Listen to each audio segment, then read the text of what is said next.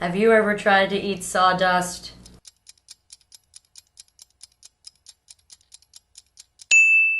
Hi, welcome to today's episode of In the Kitchen Keeping It Real. I'm your host Ariyele, and today we're going to be making almond flour. I know, it's a terrible thing to draw that analogy. It really does look like sawdust though. This is super fast, easy, 1, 2, 3, on with it, over it, done, ready for your pantry.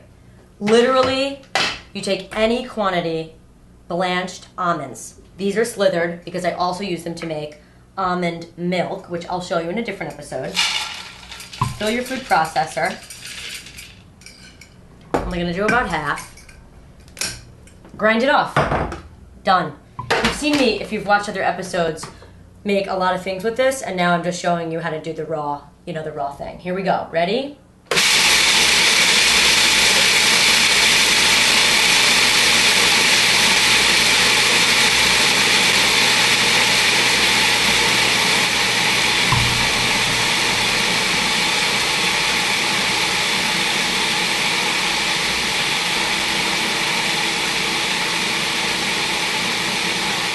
And you'll start to see it'll get ground down and the tops will start to fall over on themselves, and that's exactly what you want. I'm just going to give it one more sec.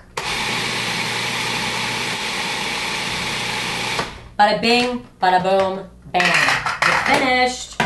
Have an airtight container of any kind, and I'm using a really helpful, what is this thing called? It's not a funnel, it's a canning funnel. Really using a helpful canning funnel because it has an open wide mouth. And that helps me just stay nice and neat.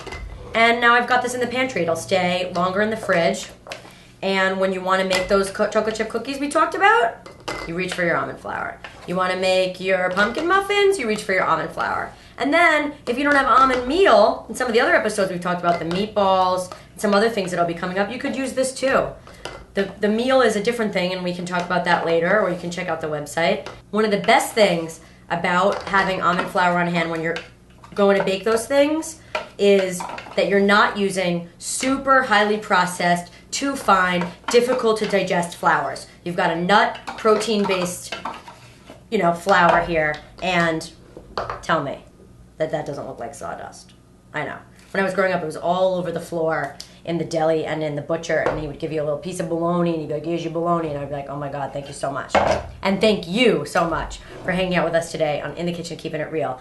Almond flour for the pantry. Let me know what's your pantry game changer. Ciao.